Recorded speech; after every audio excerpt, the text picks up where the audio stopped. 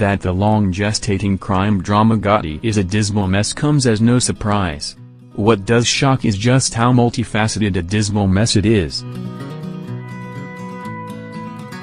Let's start at the beginning when the title character, based on the real-life New York mobster who died in 2002, stands before the East River.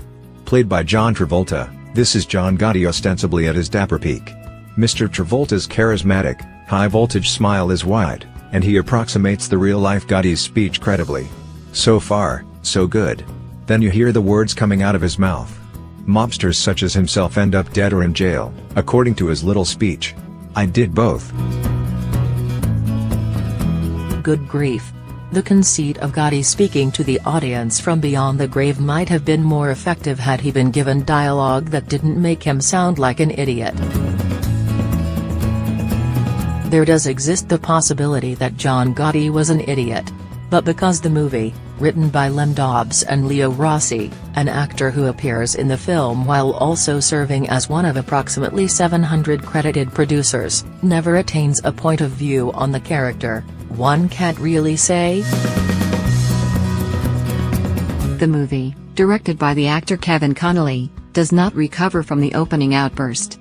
Its unstuck-in-time structure is, one supposes, meant to be anchored by a scene threaded through the narrative in which Gotti's eldest son, John A. Gotti, visits his ailing father in prison.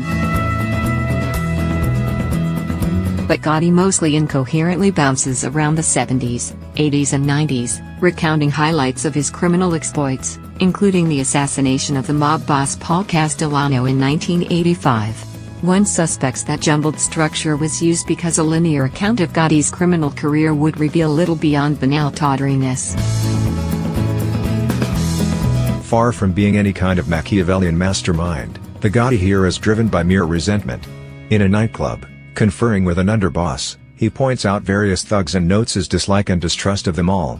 This Gotti is nothing more nor less than petty, but again, the movie declines to put that trait in the service of any point. For many scenes, it seems that Mr. Connolly asked himself, what would Martin Scorsese do? All his answers are wrong. His staging of shots is not even rudimentary. And when he tries for a slightly sophisticated effect, he whiffs. There's a shallow focus view of Gotti and his crew walking down the street near their social club. The background is impressionistically out of focus as intended, while the characters walking toward the camera are, well, they're out of focus, too. Just less out of focus than the background. The use of period pop music on the soundtrack here is probably influenced by Mr. Scorsese's Goodfellas. Except the choices are on the nose, dull or out and out hilarious. The killing of Castellano, which occurred in December, is accompanied by Elvis Presley's Silent Night. Mr. Connolly even throws in Isaac Hayes' theme from Shaft. You don't put the theme from Shaft in a movie that is not Shaft. Come on.